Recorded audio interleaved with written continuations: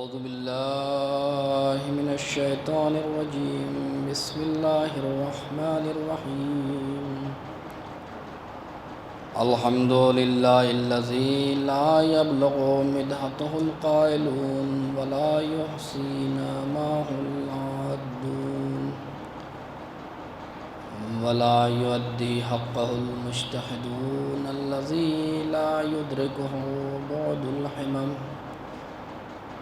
ولا يناله غوث الفتن الذي ليس لصفته حد محدود ولا نعت موجود ولا وقت معدود ولا أجل ممدود. فطر الخلائق بقدرته ونشر الرياح برحمته وابتدى بالصخور ميدان أرضه. والصلاة والسلام والتحية والإكرام على السيد أصل ما في الوجود سر الله في كل موجود نقطة دائرة الوجود صاحب لواء الحمد والمقام المحمود مولا ومولا الثقلين جد الحسن والحسين بالقاسم محمد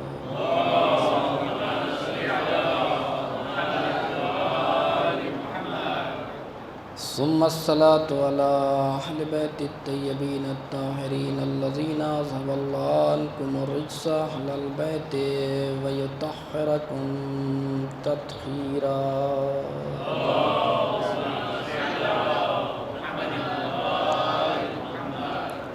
لا سيما بقية الله الأعظم روحي وأرواحنا له الفداء ولعنة الله على أعدائهم أجمعين من يومنا إلى قيام يوم الدين. أما بعد فقد قال مولانا الإمام الكاظم عليه السلام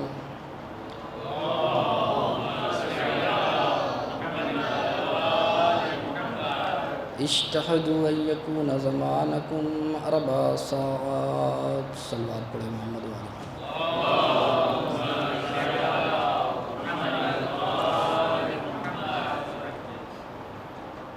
عزیزان محترم، بہرحال ماہ رجب جو عبادتوں کا مہینہ، استغفار کا مہینہ بہت جلدی سے گزر گیا اور ہم آخری مرحلے میں ماہ رجب کے ہیں، اور مسلسل میں نے رجب کی جتنی بھی تقریریں ہوئی ہیں رجب کے حوالے سے ابتدائی طور پہ کچھ ضرور بیان کیا ہے. آج البتہ ارادہ نہیں تھا، لیکن آج ایک مطالعہ کر رہا تھا اور اس میں ایک پیغام تھا، لہذا اس لیے اس بات کو میں نے کہا کہ آپ تک پہنچا دیا جائے، یہ میسیج، یہ پیغام، اس حوالے سے کہ چونکہ اوائل میں آپ نے سنا ہوگا کہ اس رجب کے مہینے کو ماہ اسم کہتے ہیں، یعنی جس مہینے میں جنگ جو ہے ممنوع ہے، جنگ کرنا حرام ہے، ماہ حرام میں اس کا شمار ہوتا ہے. ایسا نہیں ہے کہ مسلمان سے صرف جنگ حرام ہے، جنگ و جدال نہیں، بلکہ جو مشرکین ہیں، جو کفار ہیں، ان سے بھی اس مہینے میں جنگ کو، نزاع اور جھگڑے کو حرام قرار دیا گیا ہے. اب یہاں پہ جو مرزا جواد ملکی آغا تبریزی، علم عرفان میں بہت بڑا نام اور سیر و سلوک میں بہرحال بہت بڑا نام ہے، بہت سی برجستہ شخصیتوں کے استاد، وہ یہیں پہ یہ جملہ فرماتے ہیں کہ جو پیغام ہے کہ چونکہ آخر مہینے میں ہم پہنچ چکے ہیں کہ جب ہمیں کفار و مشرکین سے جھگڑا، عناد، دشمنی کی اس مہینے میں اجازت نہیں دی گئی ہے، تو پھر یہ کیسے ممکن ہے کہ ہم ایک مومن دوسرے مومن سے اس مہینے میں جھگڑا کرے، عناد رکھے، دشمنی رکھے. یہ میسج ہے کہ انسان اگر ایک دوسرے سے کینہ ہے، کوئی اگر کسی کی بات بری لگ گئی ہے تو انسان آگے بڑھے، معاف کرے، آگے بڑھے. یہ اسلام کی تعلیم ہے، اور جس امام کا غم منانے کے لیے ہم بیٹھے ہیں اس کی پوری زندگی ایسے ہی ہے، معاف کرنے میں گزری ہے۔ کیا لقب ہی کاظم ہے کہ ہر جو دشمن ہے ان کی جسارتوں کو معاف کیا، جو بھی ان کے ساتھ جیسا بھی سلوک ہے، لیکن امام نے مسکرا کے اس کا جواب دیا۔ اور یہ مہینہ جو رجب کا مہینہ ہے ہمیں اس بات کا دعوت دیتا ہے، اس بات کی طرف بلاتا ہے کہ ہم بھی جو جھگڑا ہے کسی کو بھی کسی کے حوالے سے اگر کسی طریقے کا کوئی جس کو کہتے ہیں ہماری زبان میں حسد ہے، کینہ ہے، تو اس کو انسان دور پھینکے، اس لیے کہ یہ مہینہ ہے اپنے قلب کو پاک کرنے کا۔ اپنے قلب کو جب تک آپ قلب پاک نہیں کریں گے خدا کی محبت نہیں آ سکتی۔ یہ مہینہ یہ واجبات سے زیادہ محرمات سے پرہیز کرنے کا ہے، ان تمام برائیوں سے انسان اپنے نفس کو پاکیزہ بنائے۔ یہ اس مہینے کا میسج اور پیغام ہے۔ ایک صلوات پڑھیں محمد و آل محمد پہ۔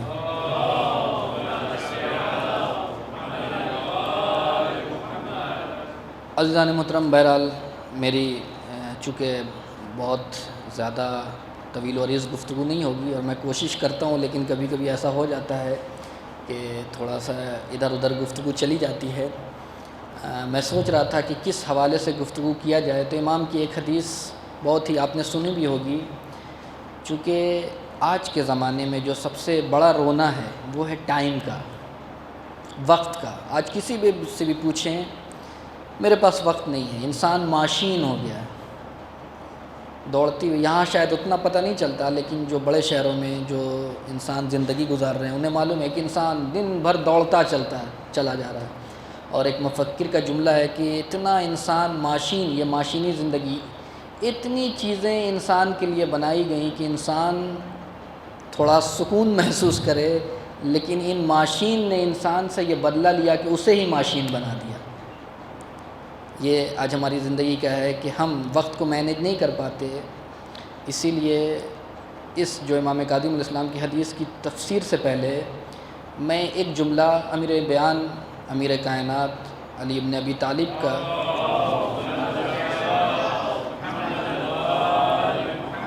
جملہ دہرانا چاہتا ہوں کہ جو وصیت کے جملے ہیں امام کے آخری لمحات میں جو وصیت ہے امام کی، وہ اس میں سب سے پہلے جو تمام اوصیاء کا، اولیاء کا یہ جو وصیت اور نصیحت کسی کو دی وہ تقوی الہی کی۔ اس کے بعد جو نصیحت ہے امام فرماتے ہیں وَنَظْمِ أُمُورِكُمْ، تمہاری بھلائی کے لیے اپنے بیٹے امام حسن کو، اور ومن بلغا، اور ایسا نہیں کہ صرف امام حسن کے لیے بلکہ جو بھی قیامت تک انسان آتے رہے ان کے لیے یہ وصیت ہے، یعنی ہمارے لیے بھی یہ پیغام امام علی کا محفوظ ہے کہ نظم امورکم، اپنے امور کو منظم کرو، اپنی زندگی میں بیلنس پیدا کرو۔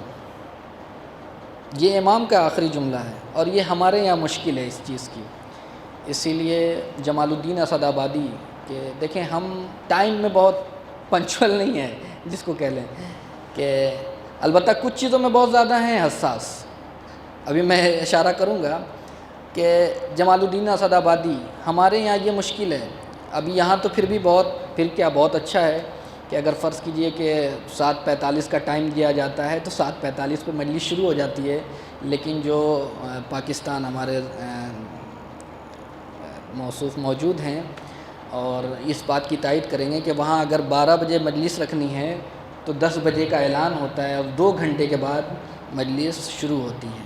تو ٹائم ہمارے یہاں ٹائم کی سب سے بڑی مشکل ہے اور میں نہیں ہو پاتا، اور اسی چیز کا رونا رویا ہے جمال الدین اسد آبادی۔ بہت ہی مشہور شخصیت ہیں، اتحاد کے لیے انہوں نے بہت کام کیا، اور ان کے مرنے کے بعد ایرانی کہتے ہیں کہ یہ ہمارا تھا، اور افغانی کہتے ہیں کہ یہ ہمارا تھا، اور ترکی والے کہتے ہیں ہمارا تھا، اور جب بیچارے زندہ تھے تو کوئی ان کو، اس لیے کہ جب شخصیت بن جاتی ہے، جب زندگی میں اس کی قدر نہیں ہوتی ہے لیکن مر جاتا ہے یہ شخصیت، تب ہمارے یہاں یہ ہے کہ مردہ پرستی، زندہ تھے اس کی کوئی قدر و قیمت نہیں تھی۔ تو انہوں نے بہت کام کیا اتحاد امت کے حوالے سے، مصلح امت کے عنوان سے اگر نام آتا ہے تو ان کا سر فہرست نام ہے مصلح امت۔ امت محمدی میں مسلمانوں میں اتحاد کے حوالے سے اور اصلاح کے حوالے سے انہوں نے بہت کام کیا، اور اس کے حوالے سے انہوں نے مختلف ملکوں کا سفر بھی کیا، یورپ بھی گئے، ہندوستان بھی گئے، مختلف جگہوں پہ۔ تو ان کا ایک بہت ہی مشہور جملہ ہے کہ جو ہمارے لیے واقعاً سوچنے کا مقام ہے۔ وہ کہتے ہیں کہ میں یورپ گیا وہاں مسلمان نہیں دیکھا لیکن اسلام دیکھا۔ میں یورپ گیا، وہاں اسلام دیکھا، مسلمان نہیں دیکھا، لیکن جب اسلامی ممالک میں پہنچا تو مسلمان دیکھا، اسلام نہیں دیکھا۔ اسی چیز کی طرف تھا اشارہ کہ ان مسلمانوں میں نظم و ضبط نہیں ہے، ان کی زندگی میں ٹائم کا ویلیو نہیں ہے، قدر و قیمت نہیں ہے، اسی چیز کی طرف اشارہ کیا۔ اور مسلمانوں میں اور ہمارے یہاں بھی یہ ہے کہ دیکھیں ہم بہت سی چیزوں میں ٹائم ویسٹ ہو جاتا ہے، کوئی مسئلہ نہیں آتا ہے، لیکن جب دینی چیز میں مسئلہ آتا ہے، اگر دو منٹ دعا میں اضافہ ہو جاتا ہے تو ہم پریشان ہو جاتے ہیں۔ مولانا کی مجلس اگر 5 منٹ زیادہ ہو جاتی ہے تو ہم پریشان ہو جاتے ہیں۔ یہ کیا مطلب ہے؟ اس کا مطلب ہے کہ ہم نے دین، اگر یہ ہر زندگی کے ہر شعبے میں آپ کے ہے تو سب تو صحیح ہے، اوکے، کوئی بات نہیں ہے۔ اگر زندگی کے ہر شعبے میں ایسا ہی ہے کہ آپ بہت ہی ٹائم کے حوالے سے بہت ہی پنچول ہیں، بہت ہی ہر لحاظ سے وہ ہیں، تب تو ٹھیک ہے، مشکل نہیں ہے، پھر اچھی بات ہے۔ لیکن اگر کسی اور شعبے میں آپ کا وقت صرف ہو رہا ہے، کوئی مسئلہ نہیں ہے، لیکن جب مجلس، دعا، ذکر، اس کی گفتگو آتی ہے تو ہم 2 منٹ اگر زیادہ ہو جاتا ہے تو پہلو ادھر سے ادھر بدلنے لگتے۔ اس کا مطلب ہے کہ ہماری زندگی میں دین کی اہمیت نہیں ہے۔ اس کا مطلب ہے کہ ہماری زندگی میں دین کی اہمیت نہیں ہے۔ اسی لیے امام کاظم علیہ السلام کا میں جملہ، دعا کا جملہ ہے، اور ظاہراً یونس ابن ذبیان، ظاہراً میں اگر مس نہ کر رہا ہوں، تو امام سے کہا کہ کوئی دعا تعلیم کیجئے کہ جو ہمارے لیے فائدہ مند ہو۔ تو 2 جملے ہیں دعا کے، اور علماء کہتے ہیں کہ اس کو جب انسان سجدے میں جائے یا سجدہ شکر میں جائے تو اس دعا کی تکرار کرے، اور روزانہ کم سے کم 1 مرتبہ تکرار کرے۔ وہ دعا کیا ہے کہ امام کاظم فرماتے ہیں کہ اس کو ہمیشہ اس کو دہراتے رہو۔ پہلا جملہ کیا ہے؟ اللہم، امام کاظم فرماتے ہیں کہ اللہم لا تجعلنی من المعارین، پروردگار مجھے ان لوگوں میں قرار مت دے کہ جن کا دین عاریہ ہے۔ عاریہ مطلب سمجھے آپ؟ کہ ادھار لیا ہوا ہے، قرض لیا ہوا ہے۔ اگر میرا اپنا ہوگا، فرض کیجئے ایک گلاس ہے، یہ عاریہ یہاں رکھا ہوا ہے، مجھے حق نہیں ہے کہ میں یہاں پانی پی سکتا ہوں، لیکن مجھے حق نہیں ہے کہ میں اسے لے جاؤں۔ وقتی طور پہ مجھے دیا گیا ہے کہ اگر آپ استفادہ کرنا چاہیں تو استفادہ کریں۔ تو کیا کہا؟ اللہم لا تجعلنی من المعارین، اے میرے خدا میرے دین کو عاریہ قرار مت دے۔ ایسا نہ ہو کہ کچھ بھی تھوڑا بہت آئے تو ہمارا دین ہمارے ہاتھوں سے رخصت ہو جائے۔ ایک انٹرنیٹ پہ کوئی شبہ دیکھا، ہم فوراً شک و شبہ میں مبتلا گئے، دین ہاتھ سے چلا گیا۔ دین ہمارا جو ہے عاریہ نہ ہو، اس کی بہت تفصیل ہے کہ میں بہت تفصیل میں نہیں جان، یعنی دین ہمارا عاریہ نہ ہو، قرض نہ ہو، ہمیشہ ہم دین پہ مستحکم رہیں۔ اللہم لا تجعلنی من المعارین۔ اور دوسرا جملہ ولا تخرجنی من التقصیر، کہ مجھے تقصیر سے، یعنی اپنے آپ کو کم سمجھنا، اپنی عبادتوں کو کم سمجھنا، اس سے خارج مت کرنا۔ کیا مطلب؟ اب یہ یہاں پہ خود تفسیر کی ہے، خود صاحب کتاب وسائل شرح نے خود اس جملے کی، کہ خود راوی نے پوچھا کہ اس جملے کا مطلب سمجھ میں نہیں آیا، تو امام نے کہا اس جملے کا مطلب یہ ہے کہ انسان اپنی عبادتوں پہ کبھی بھی فخر نہ کرے کہ میں نے آج نماز شب پڑھی، میں نے پورے رجب کا روزہ رکھا، میں نے یہ نماز پڑھی۔ اللہم ولا تخرجنی من التقصیر، ہمیشہ اپنے عبادتوں کو بہت چھوٹا سمجھے کہ میں نے کیا کیا، کچھ نہیں کیا، فلاں تو یہ کرتا ہے، فلاں تو یہ کرتا ہے، کبھی اپنی عبادتوں کو بہت زیادہ بڑا بنا کے پیش۔ اسی لیے ایک شخص آیا امیر المومنین کے پاس اور کہا مولا میں نے آج نماز شب پڑھی، میں نے یہ کیا وہ کیا، تو امام نے بڑے اطمینان سے کہا کہ میں تو آج آرام سے سویا۔ اب یہاں پہ جو علماء ہے کہا کہ یہ کیسے مولا نے کہہ دیا، مولا نے تو ہزار رکعت نماز پڑھتے تھے، کیا نماز شب نہیں پڑھی مولا نے؟ کہا نہیں۔ یہ اب اس جملے کی تفسیر وہاں پہ کیا کہ مولا اس جملے سے بتانا چاہتے ہیں کہ ہماری عبادت اولاً تو مجھے فخر نہیں کرنا چاہیے، تقصیر یعنی اپنی عبادت کو ہمیشہ ناقص سمجھیں، کمزور سمجھیں، کچھ نہ سمجھیں، حقیر سمجھیں۔ وہی جملہ جو میں بارہا ایام فاطمہ میں جناب فاطمہ الزہرا کی دعا کے ذیل میں جو خطاب کیا میں نے کہ ذلل نفسی فی نفسی، کہ اپنی عبادت کو، اپنے اعمال کو ہمیشہ حقیر سمجھے، اپنے وجود کو خدا کے مقابلے میں جب آئے تو بہت چھوٹا سمجھے۔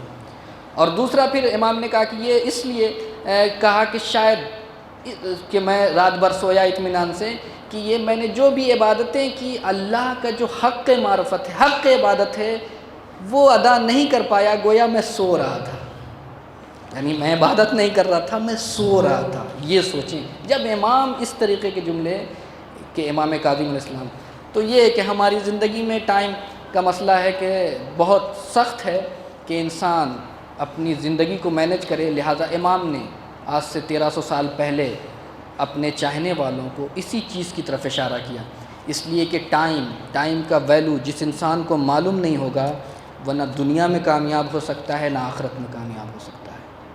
اگر دنیا میں کامیابی چاہتے ہو تو وقت کی قیمت سمجھو، اگر آخرت میں کامیابی چاہتے ہو تو وقت کی قیمت سمجھو۔ اسی لیے اس وقت کے بارے میں سوال ہوگا، اس جوانی کے بارے میں سوال ہوگا، اور یہ ایسا سوال ہے، فکس ہے سوال، ایسا نہیں آپ سوچیں کہ نہیں ہم سے نہیں کیا جائے گا، نہیں، یہ سوال ایسا ہے کہ بالکل نو ڈاؤٹ کیا ہونا ہی یہ سوال کہ آپ کی جوانی کے بارے میں، کہ آپ نے اس جوانی کو کہاں اسپینڈ کیا، کہاں پہ خرچ کیا، کہاں پہ صرف کیا۔ ایسا نہیں کہ نہیں آپ سے پوچھا جائے گا۔ وقفوہم انہم مسئولون، انہیں ٹھہراؤ، روکو، ہم ان سے ابھی کچھ سوال کریں گے۔ انہی سوال میں سے ایک سوال یہ کہ آپ نے اپنی جوانی کو، اپنی زندگی کو کس راہ میں خرچ کیا، لہذا ٹائم کہاں پہ اسپینڈ کرے انسان، کس طریقے سے اس کو مینج کرے، اسی کی طرف امام عالی مقام یعنی ہمارے اور آپ کے ساتھوں امام فرماتے ہیں۔ ایک صلوات پڑھے محمد و آل محمد پہ۔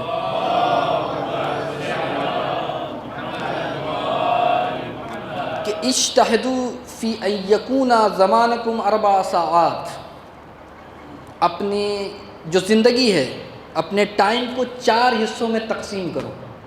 پوری توجہ چاہتا ہوں، البتہ آپ توجہ کرتے ہیں، کہنے کی بات نہیں ہے، لیکن پھر بھی یہ شاید ہمارے لیے، ہماری زندگی کے لیے مفید ہو۔ امام کا یہ جملہ اگر کسی کے دل میں اتر جائے، اگر اس ایک جملے کو بھی انسان لے کے چلا جائے اور اس پہ عمل کر لے تو کافی ہے۔ یہ مجلس کا قیام سب کافی ہے کہ اپنی زندگی کو، اپنی ٹائم کو 4 حصوں میں تقسیم کرو۔ ساعۃ لمناجات اللہ،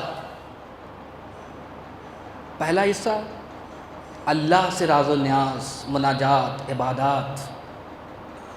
آج ہم اپنی زندگی میں ہر حصے پہ توجہ دیتے ہیں، کھیل کود، بزنس، فیملی کے ساتھ، ہر روابط پہ توجہ دیتے ہیں۔ جو رابطہ چھوٹتا ہے وہ ہے انسان کا اپنے خدا سے رابطہ، ہے یا نہیں؟ آج جس بھی کبھی بھی انٹرویو میں آپ دیکھیں، سب پوچھا جاتا ہے کہ کیا آپ کے ہابی ہیں، کیسا آپ کا مشغلہ ہے، کن چیز کو دوست رکھتے ہیں، کیا کرتے ہیں، لیکن جو چیز، جس رشتے کے بارے میں گفتگو نہیں ہوتی ہے وہ ہے انسان کا اپنے خدا سے اس کا کیا رابطہ ہے۔ اس سلسلے میں سوال نہیں ہوتا، اور اس کے بعد بھی انسان سوچتا ہے کہ خدا سے رابطہ ٹوٹنے کے بعد بھی انسان واقعاً صاحب کردار کہے جانے کے قابل ہے۔ یہ لمحہ فکریہ ہے۔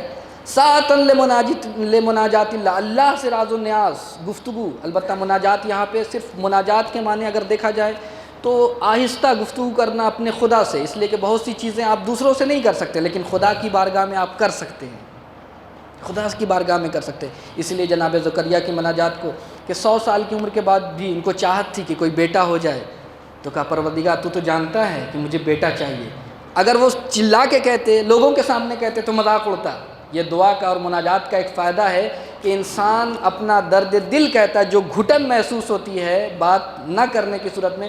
بہت سے ایسی خواہشات ہوتی ہیں ایک جوان کہ ہم کیسے شادی کی بات کریں اپنے والدین سے، فلاں سے، یہ کیا گفتگو، یہ تو میرے پر ہنسیں گے اگر میں نے یہ گفتگو کی۔ لیکن خدا بہترین ذریعہ ہے، اور مناجات اور دعا بہترین ذریعہ ہے اپنا درد دل بیان کرنے کا، اپنے آپ کو خالی کرنے کا۔ ساعتاً لمناجات اللہ، کہ اللہ سے اپنی گفتگو کرے، انسان آہستہ گفتگو کرے۔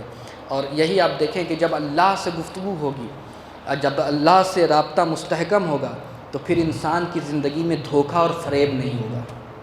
یہ دھوکہ اور فریب کب ہوتا ہے؟ کہ جب انسان کا اپنے معبود سے رابطہ ٹوٹ جاتا ہے۔ آج دیکھتے ہیں، سنتے رہتے ہیں کہ آج فلاں ملک نے سیز فائر کیا، پھر جو ہے جنگ شروع ہو گئی، پھر سیز فائر کیا۔ البتہ سیز فائر سے یاد آیا کہ ابھی آپ نے سنا ہوگا کہ سیز فائر ہوا، حماس سے سیز فائر ہوا، آپ نے سنا۔ اب دیکھیں، بہرحال جمعہ کے دن رہ گئی تھی گفتگو، یہاں پہ موقع اگر سیز فائر کا لفظ آ گیا ہے تو اس کے حوالے سے 1-2 گفتگو ہو جائے کہ سیز فائر کس سے ہوا؟ ان چھوٹے چھوٹے بچوں سے ہوا۔ کن کے ساتھ؟ ان ظالم حکمران، ان صہیونی حکومت سے ہوا۔ اس لیے کہ سیز فائر تو ہمیشہ دو برابر کے لوگوں کے درمیان ہوتا ہے. یہ راؤنڈ ٹیبل پہ جو گفتگو ہوئی سیز فائر کی، اس کا مطلب یہ ہے کہ آج چھوٹے چھوٹے بچے، خالی ہاتھ بچے جیت گئے، دنیا کو معلوم ہو گیا اور وہ ہار گئے. کیوں؟ اس لیے کہ دیکھیں، جنگ جو ہمیشہ تلواروں سے اور طاقت سے نہیں جیتا جاتا بلکہ عزم اور ارادے سے جیتا جاتا ہے.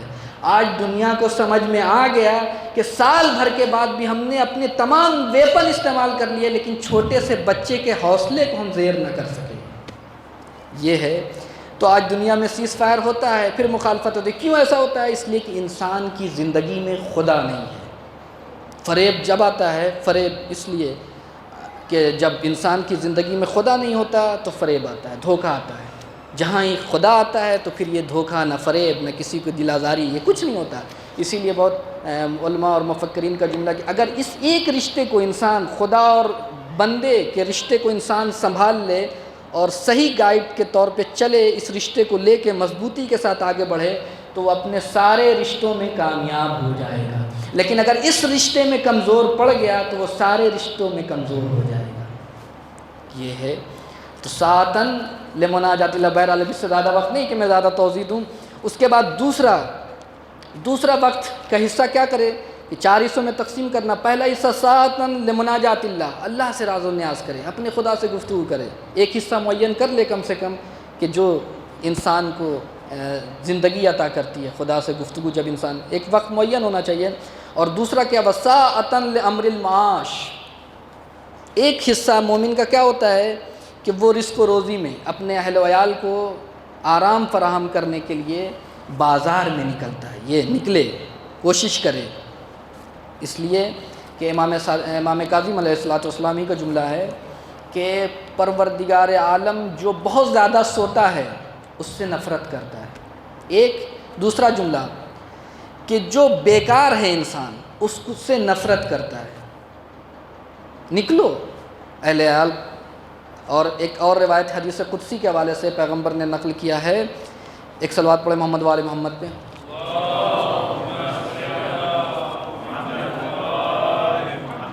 کہ القاد لعیالہ کالمجاہد فی سبیل اللہ. کہ جو اپنے اہل و عیال کے لیے رزق و روزی کے حوالے سے کوشش کرتا ہے، اسباب فراہم کرتا ہے، کیا ہے اس کا ثواب؟ کالمجاہد فی سبیل اللہ. مجاہد فی سبیل اللہ سمجھتے ہیں؟ فوق کل بر. میں نے مختلف موقع پہ اس جملے کو دہرایا کہ فوق کل بر بر، ہر نیکی سے بالا تر نیکی ہے، لیکن حتیٰ جہاد فی سبیل اللہ. لیکن جہاد فی سبیل اللہ سے بڑھ کے کوئی نہیں. لیکن اگر کوئی انسان امر معاش میں، رزق و روزی کی تلاش میں نکلتا ہے اپنے گھر سے تو کل مجاہد فی سبیل اللہ، قدم قدم پہ اسے وہی ثواب ملے گا جیسے مجاہد کو ثواب ملتا ہے. حتیٰ اگر خدا نخواستہ اس راہ میں اگر اسے موت آ جائے تو موت بھی شہید کی موت مرتا ہے انسان. کہ اگر وہی میں نے کہا کہ ایک مرتبہ دیکھا پیغمبر اسلام نے اور اصحاب تھے، ایک جوان بوجھ ڈھو رہا ہے، پسینے سے تر ہے، گرمی ہے. تو کچھ لوگوں نے اصحاب تھے پیغمبر اسلام سے کہا دیکھیے وہ دنیا میں کیسا غرق ہے، جس دنیا کی پڑا ہے، اس دھوپ میں بھی جو پسینے سے تر ہے، بوجھ اٹھا رہا ہے. تو پیغمبر اسلام نے روکا ٹوکا. یہی موقع ہوتا ہے تبلیغ کا بہترین. شاید کسی خاص موقع پہ کہتے تو وہ اثر نہ ہوتا، لیکن یہ موقع تھا کہ کیا تم سمجھتے ہو کہ تم جو صرف عبادت میں اللہ تسبیح بھانجتے ہو، یہی اسی کا نام عبادت ہے؟ اگر یہ اپنے اہل عیال کے لیے، رزق حلال کے لیے کوشش کر رہا ہے تو یہ بھی جو ہے عبادت ہے. آپ سمجھیں؟ تو ساعتاً لامر المعاش. دوسرا حصہ کیا کرے انسان؟ ایک مرد مومن معاش، رزق و روزی کی تلاش میں انسان. اور اس کے بعد تیسرا حصہ ساعتاً لمعاشرۃ الاخوان والثقات الذین یعرفونکم عیوبکم ویخلصون لکم فی الباطن. تیسرا حصہ کیا ایک مومن کا کیا ہونا چاہیے؟ اپنے دوستوں سے ملے، اپنے بھائیوں سے ملے. اس لیے کہ یہ شادابی عطا کرتا ہے، تراوت انسان کو. ٹھیک ہے، ہوتا ہے کبھی کبھی جو آپ کے دوست ہوتے ہیں جب ان سے مل جاتے ہیں تو آپ فریش ہو جاتے ہیں، ہوتے ہیں یا نہیں؟ لیکن ہاں ایسا نہ ہو کہ آپ 24 گھنٹہ میں 20 گھنٹہ اپنے دوستوں ہی کے ساتھ اور فیملی کو ٹائم نہ دیں. نہیں، ایک وقت معین ہونا چاہیے. کسی بھی چیز میں افراط و تفریط کی آپ کو اجازت نہیں ہے. ساعتاً لمعاشرۃ الاخوان، کہ انسان اپنے دوستوں کے ساتھ بیٹھے. کیسے دوست؟ اب دوست کیسے ہونا چاہیے؟ الثقات، جو بھروسے مند ہیں، معتبر ہیں، معاشرے میں اچھے لوگ ہیں، ان کے ساتھ اٹھنا بیٹھنا کرو. اس لیے کیوں کہتے ہیں کہ اگر ان کے ساتھ اٹھنا بیٹھنا کرو گے تو اگر تم برے بھی ہوگے، اگر صاحب علم کے ساتھ بیٹھو گے، صاحب حلم کے ساتھ بیٹھو گے، صاحب تقویٰ کے ساتھ بیٹھو گے، تو ولو یہ کہ تم علم والے نہ ہو، تم صاحب علم نہ ہو، تم صاحب تقویٰ نہ ہو، لیکن جب تم کو دیکھیں گے ان کے ساتھ تو تمہارا بھی اسی میں کاؤنٹ کریں گے کہ یہ بھی صاحب تقویٰ، یہ بھی صاحب علم ہے، یہ بھی صاحب علم ہے. آپ کا شمار ان میں ہوگا. یہ ایک فائدہ ہے کہ کیسے لوگوں کے ساتھ اٹھنا بیٹھنا ہے. الاخوان الثقات، معتبر لوگوں کے ساتھ، اچھے لوگوں کے ساتھ. اب یہاں پہ ایک اور جملہ امام نے فرمایا کہ کون لوگ ہیں، یہ کون ہیں اخوان الثقات، جو اچھے دوست ہیں، معتبر دوست کون لوگ ہیں؟ امام نے خود تعریف کر دی.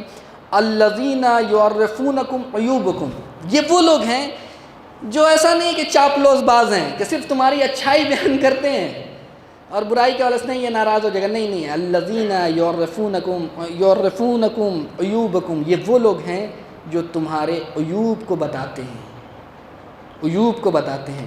اسی لیے ایک اور روایت میں امام صادق علیہ السلام سے ہے کہ احب اخوانی الی من احدی الی عیوبی، میرا سب سے محبوب بھائی، میرا سب سے اچھا دوست کون ہے؟ جو میرے عیوب کو تحفے کے طور پہ مجھے پیش کرے، تحفے کے طور پہ پیش کرے. اب یہ خود اس میں مطالب ہے کہ میں چھوڑ رہا ہوں. تو سب سے پہلی صفت جو جن کے ساتھ اٹھنا بیٹھنا انسان کرے ان کی کیا ہے کہ الذین یعرفونکم عیوبکم ویخلصون لکم فی الباطن، اور وہ تمہارے اندر کی دنیا کو آباد کرنے والے، اندر کی دنیا کو سجانے والے، تمہارے گھر کو بگاڑنے والے نہ ہوں، توڑنے والے نہ ہوں، بلکہ جوڑنے والے ہوں. ایسے دوست ہوں. اور ایک روایت اور ہے، ایک صلوات پڑھیں محمد والے محمد پہ.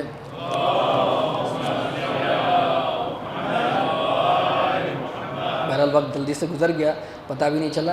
بس اب جلدی اور اسی حوالے سے کہ کیسے دوست ہونا چاہیے. ایک روایت میں دیکھ رہا تھا آج ہی کہ جناب عیسیٰ سے کچھ لوگوں نے پوچھا کہ یا روح اللہ من نجالسو، ہم کیسے لوگوں کے ساتھ اٹھنا بیٹھنا کریں؟ اس لیے کہ انسان کی زندگی میں ان کے دوستوں کا بہت ہی اثر ہوتا ہے. اگر اس حوالے سے اگر گفتگو کی جائے تو بہت ہے. یا روح اللہ من نجالس، کس کے ساتھ ہم اٹھنا بیٹھنا کریں؟ تو جناب عیسیٰ نے کہا ان لوگوں کے ساتھ اٹھنا بیٹھنا کرو، ان کو دوست چنو، ان کے ساتھ اٹھو بیٹھو کہ جن میں 3 خصوصیت ہوں. من یذکرکم اللہ رؤیتہ، کہ جن کو دیکھ کے تمہیں خدا یاد آئے، جن کو دیکھ کے تمہیں خدا یاد آئے. اب آپ سمجھیں کہ بہت سے افراد ہیں کہ واقعاً جن کو انسان دیکھتا ہے تو دل مچل جاتا ہے کہ واقعاً یہ جو ہے سالک اللہ ہے، اللہ کی طرف حرکت کرنے والا ہے. اسی لیے واقعہ امام خمینی کے حوالے سے کہ جب وہ سفر کر رہے تھے فرانس سے، جب ایران آ رہے تھے، تو جو ایئر ہوسٹس تھی اس نے کہا تھا کہ اگر مسیح ہوتے تو آپ کے جیسے ہوتے. یعنی ان کا چہرہ خدا کو یاد دلا رہا ہے ایسے. اور اسی لیے خود آغا بہشتی، شہید بہشتی خدا رحمت کرے، کہ ایسے لوگ کہ جن کو دیکھ کے خدا یاد آئے. انہوں نے حضرت امام خمینی کا قول نقل کیا کہ جب ان سے جوانی کے عالم میں پوچھا گیا کہ آپ اپنی جوانی میں درس اخلاق کس استاد کا درس اخلاق میں جایا کرتے تھے، تو امام نے کہا کہ ہم اپنی جوانی میں کسی بھی استاد کے درس اخلاق میں نہیں جاتے تھے، بلکہ ہمارے زمانے میں ایسے صاحب اخلاق استاد تھے کہ انہی کو دیکھ کے ہمیں اخلاق یاد آ جاتا تھا، انہی کو دیکھ کے اخلاق یاد آ. یہ جملہ آسان ہے، آپ نے سن لیا. بس ایک واقعہ اسی ذیل میں کہ دیکھیں ایسے افراد. عبد الکریم حائری، کس نے نام نہیں سنا؟ مجتہد وقت، اپنے زمانے کے سب سے بڑے مرجع وقت. درس و بحث مسجد میں بارش ہوئی، ایک طالب علم جا رہا تھا مسجد میں، ابھی درس ہو رہا ہے کہ وہ شرکت کرے، اور بارش کی وجہ سے پوری مٹی اور جو روڈ ہے وہ بالکل ایسا ہو گیا کہ ہماری زبان میں کہ آدمی چلنا مشکل ہو. اب وہ جا رہا تھا کہ اس کا پیر مٹی کے اندر دھس گیا. اب وہ جب نکالنے کی کوشش کیا تو جوتا نیچے رہ گیا اور پیر نکال کے وہ بیچارہ دیوار کے پاس کھڑا رکھے، اب کیا کریں؟ جب درس و بحث ختم ہوا، مر جائے وقت، ایک عام انسان نہیں، مر جائے وقت، بوڑھا انسان، وہ جب باہر نکلا دیکھا اس ایک شاگرد ہے ایسے بیٹھ کھڑا ہوا ہے، پہچانتے بھی نہیں ہیں، سمجھ گئے کہ کیا معاملہ، اپنی جوتیوں کو اتارا اور اس کے حوالے کیا، کہا نہیں آقا یہ آپ کیا کر رہے ہیں، آپ کی شان ہے شان، کہا نہیں میرا گھر نزدیک ہے، میں چلا جاؤں گا لیکن تمہیں اس کی ضرورت، تم پہن کے جاؤ درس میں۔ تو میں نے کہا ایسے لوگ تھے کہ جہاں انسان اخلاق کتابوں میں نہیں بلکہ چہروں میں دیکھا کرتا تھا، یہ ہے کہ جس کو دیکھ کے، ایسے لوگوں کے ساتھ کہ جن کو دیکھ کے خدا یاد آئے۔ وَيَزِيدُ فِي عِلْمِكُمْ مَنْطَقِ، اور دوسری خصوصیت جن کے ساتھ ہمارا بیٹھنا ہو کہ اس کی گفتگو ہمارے علم میں اضافے کا سبب ہو، کسی بھی نالج میں، کسی بھی اس میں، کہ اگر آپ اس کے ساتھ بیٹھیں تو کچھ دو چار باتیں آپ کو علمی گفتگو سننے کو ملے، ایسا ہونا چاہیے۔ بس میں جلدی جلدی ہر چیز خود توضیح طلب ہے۔ اور آخری خصوصیت جس کے ساتھ انسان وَيُرَغِّبُكُمْ فِي الْآخِرَةِ عَمَلَهُ، اور جس کا عمل آخرت کی طرف انسان کو راغب کرے، اس کے عمل کو انسان دیکھے کہ میں نے کیا کیا، مجھے بھی آگے بڑھنا چاہیے۔ جیسے آیت اللہ بہجت جیسی شخصیت آپ دیکھیں، ایک آسان ہے 70 سال تک نماز صبح کے بعد فوراً کسی بھی حرم میں، چاہے وہ کربلا میں ہو یا حرم معصومہ میں، جاتے تھے اور زیارت عاشورہ پڑھتے تھے، زیارت جامعہ پڑھتے تھے، آسان ہے۔ 40 سال تک نماز شب قضا نہیں ہوئی، وہ بھی تو ہماری طرح، ان کا بھی گوشت پوست یہ تھا، تو ان کو دیکھ کے انسان ہوتا ہے کہ ہم بھی کچھ آگے بڑھیں آخرت کی طرف، تو ایسے انسان بہرحال۔ تو یہ تیسری قسم، اور اس کے بعد چوتھی قسم کہ جہاں انسان اپنے ٹائم کو ڈیوائڈ کرے، وہ ہے ساعتاً تخلون فیہا للذاتکم فی غیر محرم، کہ ایک ایسا ٹائم اسپینڈ کرنے کے لیے کہ حلال لذتوں کو حاصل کرنے کے لیے وقت بنائے، اپنی فیملی کو ٹائم دے، اپنی فیملی کو ساتھ سیر و تفریح کے لیے جائے، اس کے لیے وقت۔ اور اس کے بعد امام نے فرمایا کہ اگر یہ آخری بہت ضروری ہے کہ اگر یہ آپ نے فیملی کو وقت نہیں دیا تو ایک وقت تو وہ آئے گا کہ آپ کو بھی فیملی وقت نہیں دے گی، جیسا آپ کریں گے ویسا آپ پائیں گے۔ تو لہٰذا اس کے بعد امام نے فرمایا کہ یہ چوتھی چیز اپنے فیملی کو وقت دینا جائز اور حلال لذت کے لیے، یہ اتنا اہم ہے کہ اگر یہ انسان نہیں کر سکا تو پھر وہ تینوں چیزوں میں بھی کامیاب نہیں ہو سکتا، نہ وہ بزنس میں کامیاب ہو سکتا ہے، نہ اس کا اللہ سے رابطہ ہو سکتا ہے، نہ اس کے اچھے دوست بن سکتے ہیں۔ یہ ہے کہ ضروری ہے کہ انسان اپنی فیملی کو وقت دے۔ آج مشکل یہ ہے کہ آج ہر جگہ ہر چیز کے لیے وقت ہے، آج ہم اپنے گھر میں بیٹھے رہتے ہیں، ہمارے ساتھ بھی مشکل ہے۔ میں اپنے نفس کو سب سے پہلے کہ ہم موبائل میں گھومتے رہتے ہیں، کبھی موقع نہیں ملتا کہ اپنی بہن سے بات کر لیں، اپنے بھائی سے بات کر لیں، اپنی فیملی سے بات کر لیں، بلکہ ایک ہی گھر میں ہوتے ہیں اور پتہ نہیں چلتا کہ ہیں بھی یا نہیں۔ تو یہ ہے کہ انسان اپنے وقت کو 4 حصوں میں تقسیم کرے، اگر انسان دنیا میں بھی کامیاب ہونا چاہتا ہے اور آخرت میں بھی کامیاب ہونا چاہتا ہے۔ یہ ہمارے امام کا پیغام ہے، اور یہ اگر اس پیغام پہ اگر ہم نے عمل کیا تو واقعاً آپ یقین جانیے کہ آپ کی زندگی بھی کامیاب ہو سکتی ہے اور آخرت بھی کامیاب ہو سکتی ہے۔ بہرحال وقت گزر گیا، جلدی 2-4 جملے ہیں مصائب کے، چونکہ آج جس امام کی شہادت کی تاریخ ہے عزیزوں، نہایت ہی مظلوم، تاریخ بشریت کی مظلوم شخصیت میں جس کا شمار ہے وہ ہے امام کاظم۔ میں کہاں سے شروع کروں، کن مظالم کا ذکر کروں، مجھے سمجھ میں نہیں آتا عزیزو۔ میں نے فاطمیہ کی مجلس میں ذکر کیا تھا کہ بہت سے مظالم اور مصائب ہیں جو امام کاظم کے جناب فاطمۃ الزہرا سے ملتے جلتے ہیں، جناب فاطمۃ الزہرا سے ملتے جلتے ہیں۔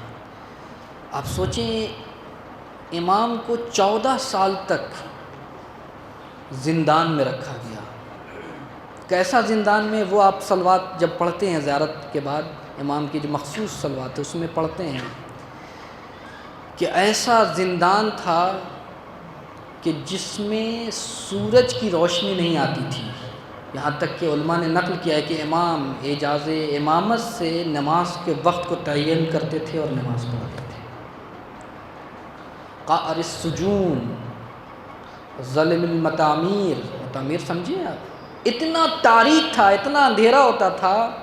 ایک تو خود زندان تھا، اور متامیر کہتے ہیں کہ اگر کنویں میں آپ کوئی کوٹھری بنا دیں، ایک تو کنواں خود جو ہے اندھیرا ہوتا ہے نیچے، اگر آپ اس میں بھی ایک کوٹھری بنا دیں، اس کو کہتے ہیں متامیر۔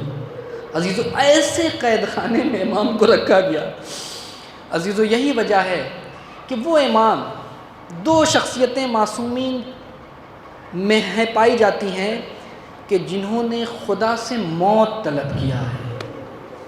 ایک صدیقہ طاہرہ ہے کہ اتنی مصیبتیں پڑی ہیں کہ دعا کرتی ہیں اللہم عجل وفاتی، جس کے چھوٹے چھوٹے بچے ہوں وہ اپنے موت کی تمنا کرے، دعا کرے، جس کے چھوٹے چھوٹے جیسے بچے ہوں۔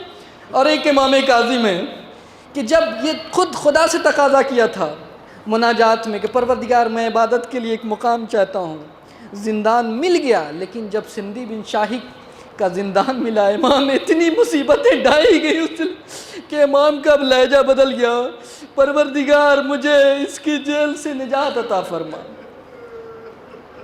ہاں عزیزو، یہ ایک مشابہت ہے جناب فاطمۃ الزہرا اور امام کاظم کی مصیبت میں۔ دوسری مصیبت میں جو شریک ہیں جناب فاطمۃ الزہرا اور امام کاظم، کہ وہ آپ نے جملہ سنا ہوگا کہ صدیقہ طاہرہ پیغمبر کی وفات کے بعد اتنا کمزور ہو گئی تھی کہ مورخین نے لکھا سارا کل خیال، کہ سائے کے مانند ہو گئی تھی، انسان نہیں دیکھ پاتا تھا کہ کون ہے، پتہ ہی نہیں چل پاتا تھا کہ جسم ہے یا نہیں۔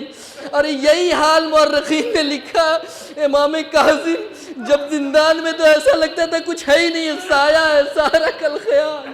یہی وجہ ہے کہ ایک چاہنے والا جب آیا اور اس نے بہت منت اور اس کے ساتھ کسی سے کہا کہ کسی طریقے سے امام کا دیدار ہو جائے، جب اس نے روشن دان سے دیکھا تو دیکھا کہ کچھ نہیں، کہا وہ دیکھو، کہا نہیں کچھ نظر نہیں آ رہا، کہا نہیں دیکھو غور سے دیکھو، کہا نہیں کچھ نظر نہیں آ رہا، کہا وہ چادر جو پڑی ہوئی ہے وہ اسی چادر کے نیچے امام ہے، اتنا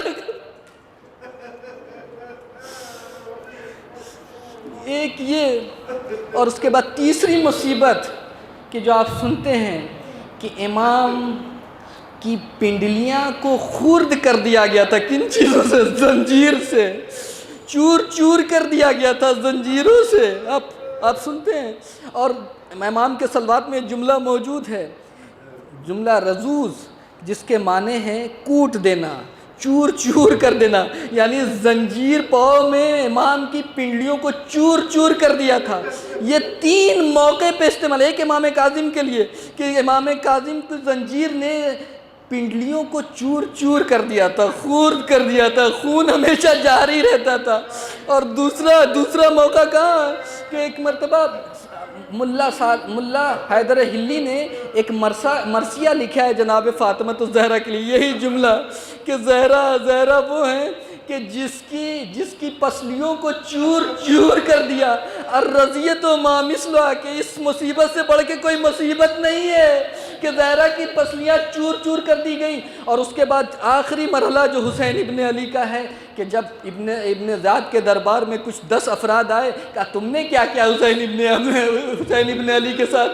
تو جملہ سنیں کہ لقد رززنا الصدر بعد الظہر، کہ ہم نے اپنی گھوڑوں کی ٹاپوں سے حسین کے سینے کو چور چور کر دیا تھا۔ عزیزو، یہ تین مشابہت ہے فاطمۃ الزہرا سے۔ آج ہمارا امام رخصت ہو رہا ہے، آج زہر سے امام کو شہید کر دیا گیا۔ یہی وہ موقع ہے جب امام کو زہر دیا گیا تو کچھ چاہنے والے ایران سے پہنچے کہ امام کی زیارت نصیب ہو جائے، کسی طریقے سے بڑی مشکل سے انہیں کہا گیا کہ ہاں رکو، ٹھہرو، اب امام آنے والے، اس دروازے سے آنے والے۔ اب سوچیں اگر ہم اپنے امام کا دیدار کرنا چاہیں کہ امام اس دروازے سے آ رہے ہیں تو کتنی حاجتیں ہوں گی کہ امام کے ہاتھوں کو چومیں گے، امام کے پیروں کو چومیں گے، امام کو گلے لگائیں گے، کتنی تمنائیں تھیں، کتنی آرزو تھی۔ لیکن لکھا ہے مورخین نے کہ وہ لوگ مشتاق ہیں کہ کب امام اس دروازے سے آئے۔ اب جب دیکھا کہ 4 مزدور ہیں، ایک تابوت ہے، اٹھا کے لے آ رہے، ارے تڑپ گئے۔ ارے آپ نے کہیں نہیں دیکھا ہوگا، ارے جو قریب ہے اس کے جنازے کو بھی مزدور نہیں اٹھاتے، ارے جس کو کوئی بھی نہیں ہوتا اس کو بھی مزدور نہیں اٹھاتے، لیکن آئے میرا مظلوم امام، ارے جس کے جنازے کو مزدوروں نے اٹھایا، ارے یہاں تک کہ جب شیعوں کو معلوم ہوا، شیعہ آئے، اب سنیں بس آخری جملہ حدیث ہو، اگر مذاہب کی شب نہ ہوتی تو میں نہیں کہتا، تمام کر دیتا۔ جب شیعوں کو معلوم ہوا، شیعہ جمع ہوئے، امام کے جنازے کو لیا اور اتنا پھول برسایا، اتنا پھول برسایا، روایتوں میں موجود ہے، اتنا امام کے جنازے پہ پھول برسایا کہ اس کے بعد اس بازار میں جس جگہ پہ امام کا تابوت رکھا گیا تھا، اتنا پھول برسایا گیا کہ پھولوں کا بازار کہا جاتا تھا۔ بس میں خطاب کر کے کہوں گا، اے میرے امام، ارے خوش نصیب تھے، عالم غربت میں آپ شہید ہوئے، مزدوروں نے جنازہ اٹھایا ٹھیک ہے، لیکن آخری مرحلے میں ارے شیعہ آئے، آپ پہ گلوں کی بارش کی، لیکن آئے میرا مظلوم، ارے کربلا کے میدان میں حسین مظلوم پر پھولوں کی بارش نہیں، پتھروں کی بارش ہے، تیروں کی بارش ہے۔ ارے یہ وہ موقع ہے کہ جب حسین ہے جو زمین پہ آنا چاہتے ہیں، ارے زمین پہ نہ آ سکے بلکہ تیروں پہ معلق تھا، چاہنے والی بہن زینب۔ انا للہ